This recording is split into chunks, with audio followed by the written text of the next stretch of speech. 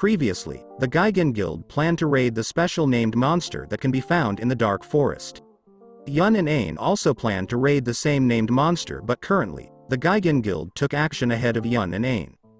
They were now on their way towards the Blue Shrine where the named monster was supposed to be. Arnang anxiously asked Hell Dust about this expedition. Arnang was slightly worried about this raid, but Hell Dust wasn't that bothered. Usually, the first raid will only focus on analyzing the attack patterns of the boss and then challenge it again with more info. There was also a possibility to succeed on their first try, but that was another issue. Arnang asked the boy from before who was named Tartar. Though, Tartar wasn't that confident. This gave Hell Dust and Arnang a reason to tease the young lad. As the three were merrily chatting to themselves, their leader halted their advance in front of a door in the Blue Shrine. Behind this door was their target. After getting his men ready, their leader opened the door. The inside was filled with dense fog, making the visibility almost zero. While everyone was on high alert, the place started to shake violently. Everyone was caught off guard and they were caught up with the slow debuff. With a boom, everything around them became ice and the shaking stopped. But everything was far from over. A magic circle suddenly appeared in front of them. From the circle, a robed man with a staff appeared. It was the boss they'd been looking for, the forgotten magician, Leopard. Once Leopard appeared, his aura swept through the players in his domain. Because of the sensory feature of the game, everyone felt the terrifying aura Leopard exuded and their body became stiff and unresponsive. But everyone got a hold of themselves when their leader shouted his orders. Though a bit panicked, he calmly observed Leopard and conveyed his order based on Leopard's class as a mage. He sent the vanguard to take action. These players will be the ones to keep the boss busy for the backline to be safe. However, as Arnang confidently dashed toward Leopard, he was hit by something that came at him too fast for him to see. The attack struck his heart and destroyed it. It was a vital hit that caused him to die instantly. As a punishment for dying to a named boss, Arnang will be banned from logging in for 2 natural days. This scene stirred doubt within the guild. That was a vanguard that had the highest defense among all the class and it died in 1 hit. But Arnang's death wasn't the end. Leopard started casting another barrage of ice spears and shot them toward the players. Everyone hit died in an instant due to their vital organs being destroyed. Everyone was dead beside the guild leader in the blink of an eye. No one survived that barrage of ice spears. Though he was missing an arm, the guild leader still faced the Leopard valiantly. But ultimately, he was no match for Leopard. Looking at this scene, Leopard became amused. He was having fun watching these ants struggle and cower in fear. But Leopard missed one person. Tartar survived after taking cover from one of the pillars around. He was frightened to death. Watching Arnang die on the spot put fear in his mind as he thought it could be painful. Tartar was just 16 years old and still immature. He was afraid of getting hit like what happened to Arnang. Also, this game has sensory features, meaning he will feel the pain of getting his body pierced to some extent. Though he survived, he was afraid that he would be kicked out of the guild for being a coward. While Tartar was thinking about his decision, he noticed 2 figures at the doorway. As you might have guessed, these 2 were none other than Hyun and Ain. The 2 were now wearing decent pieces of equipment. It seems like they went to another named boss before going here. Hyun also noticed that the boss and the boss's room were already open. He speculated that other players might have attempted to conquer the boss. But it was highly unlikely since Leopard was a level 95 named boss. Even if there were 1,000 level 30 players around, it would still be not a match for Leopard. With that in mind, Hyun told Ain about his plan for this subjugation. As the 2 of them approached, Leopard also noticed their presence. Without much thought, he launched an ice spear toward Ain, but contrary to his expectation, Ain deflected the ice spear. Not letting an ant trample over his ego, Leopard cast another ice spear and shot toward Ain, but it got deflected again. How could this happen? It was indeed impossible for them to block the ice spear even with near invulnerability skill from Hyun, so for them to go up against this boss, Ain will tilt an angle and have the first skill of Hyun absorb what little damage it dealt.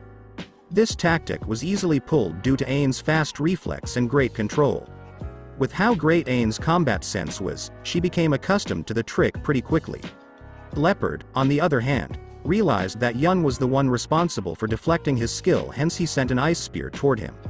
Hyun quickly dodged and deflected it, but it wasn't as smooth as how Ain did it. While Leopard was preoccupied with attacking Hyun, Ain took the opportunity to deal damage to the boss, which generated a critical hit. But Leopard was still a named boss. After receiving a critical hit from Ain, it activated an ice shield that protects and attacks at the same time. Ain has no choice but to retreat. However, Hyun has a plan in mind. He dashed toward the swirling ice with his skill shield and received the attack. This in turn stunned Leopard for more than 3 seconds. With the boss stunned, Ain took the chance to deal multiple critical damage by hitting his vitals points. They continued to overpower Leopard with just the two of them, and when the boss hit critical health, it activated his ultimate skill, Ice Floor. It was a debuff for slowing them down. But Hyun was prepared for this. Their equipment defended them from the cold and negated the effect of the Ice Floor. Without the debuff, Ain dashed once again toward Leopard. Leopard in turn cast an Ice Spear to intercept Ain, but Hyun was there for a reason. With his first skill, Ain deflected the skill and jumped over. With her flame claws, she aimed at Leopard's head and dealt the final blow, taking Leopard's remaining HP.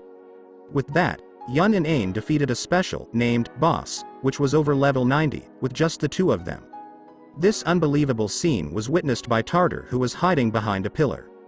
His entire guild was wiped out by Leopard, yet the same boss was toyed to death by these two players.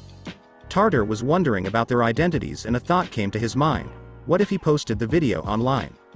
While these thoughts circle around Tartar, Hyun is bothered by other thoughts: distribution of loot. Leopard was the 18th named boss they have defeated.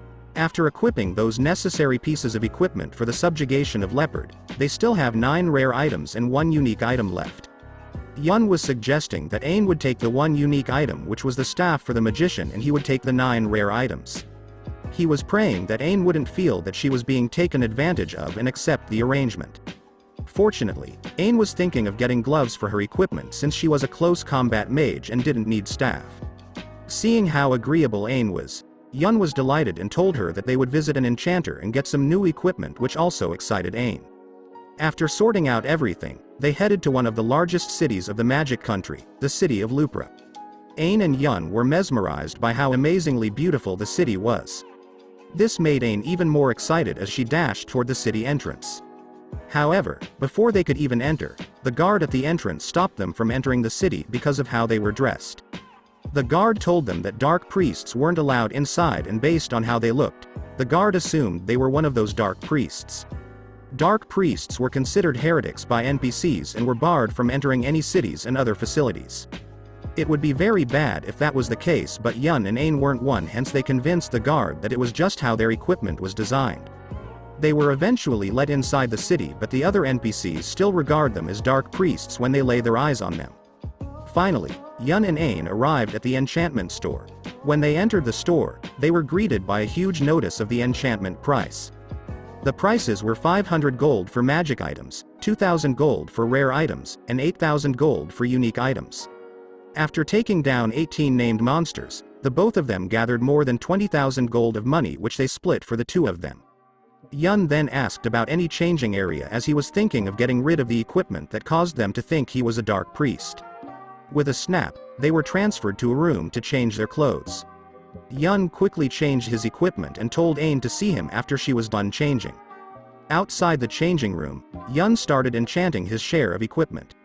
He knew that if you wanted to enchant your equipment, there was a high chance of it getting destroyed, but it had a 45% chance of succeeding, hence he wasn't that bothered by the probability.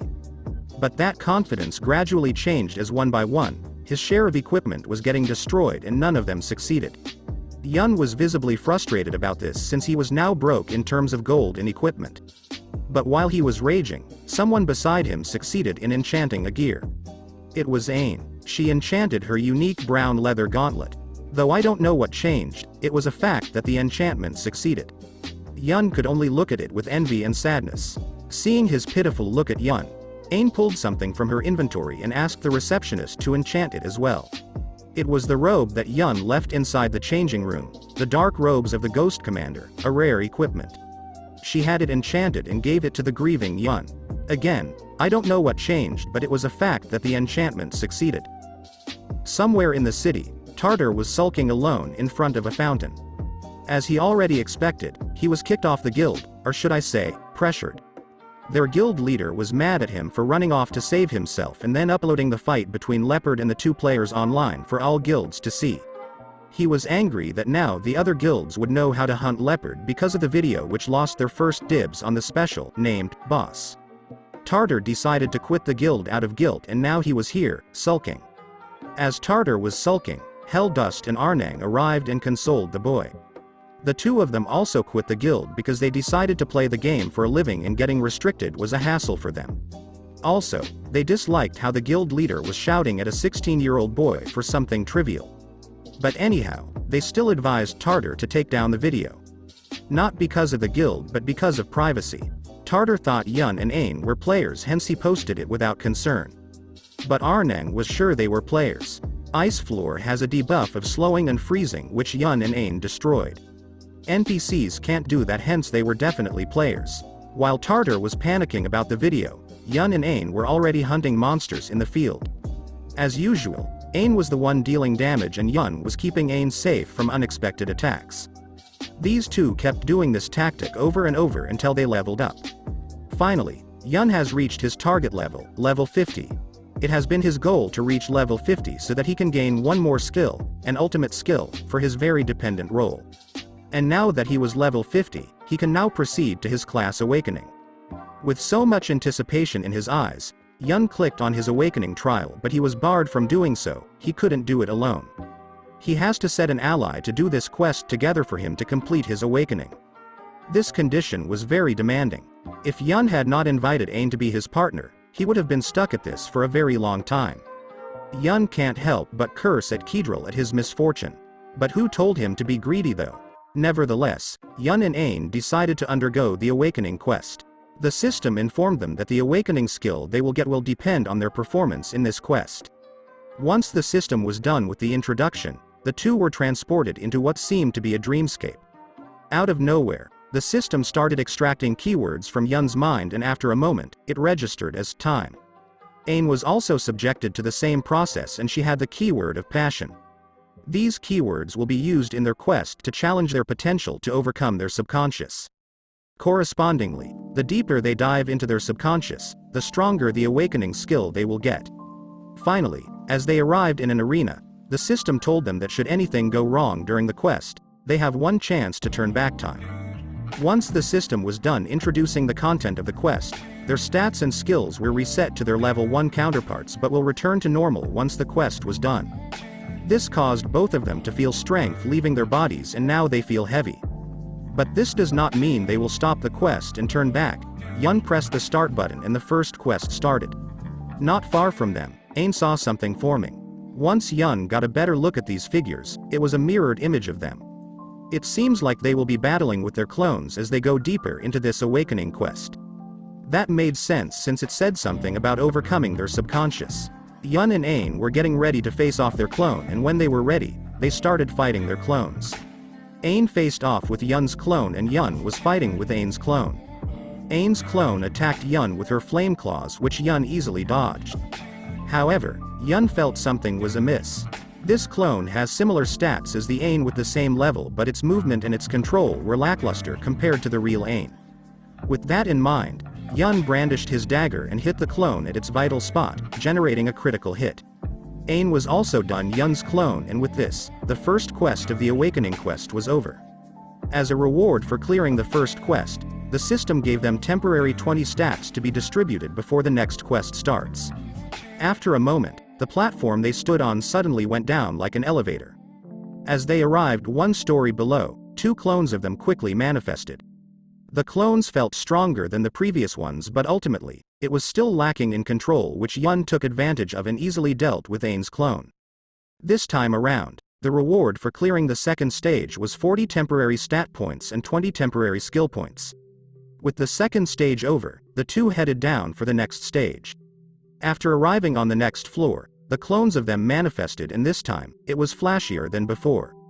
Upon analysis, this Ain in front of Hyun has considerably more stats than the last two, and also, there was that skill that was seemingly hidden. While Hyun was inspecting the skills of the clone, Ain's clone suddenly dashed at him up front. Though it was fast, it was not something Hyun couldn't react to. With his first skill, he blocked the incoming attack and counter-attacked. However, the damage was a little bit low since Hyun failed to hit a vital spot because the clone dodged at a crucial moment. Nevertheless, this version of Ain wasn't something Hyun couldn't deal with. Exchange after exchange, Hyun was slowly wilting down the clone's HP. After some time, it has finally gone down to a critical level and Hyun was preparing for the final blow. He faced the clone's attack head-on with his 1-second immortality skill. However, the skill did nothing and he received a damage worth 33% of his maximum HP. Due to that burst damage from the clone, Hyun lost an arm. But how did he receive damage? It was supposed to be blocked by the skill. He was confused as he looked at the clone. Once he checked for the reason, he saw the skill that was hidden before was now open. Surge. A skill that will double the user's damage once its HP falls below 10% of the user's maximum HP. But a notification brought horror to Hyun. Ain died to his clone, a support. How could that be possible? When Hyun saw the notification, he quickly checked the clone and saw something unheard of.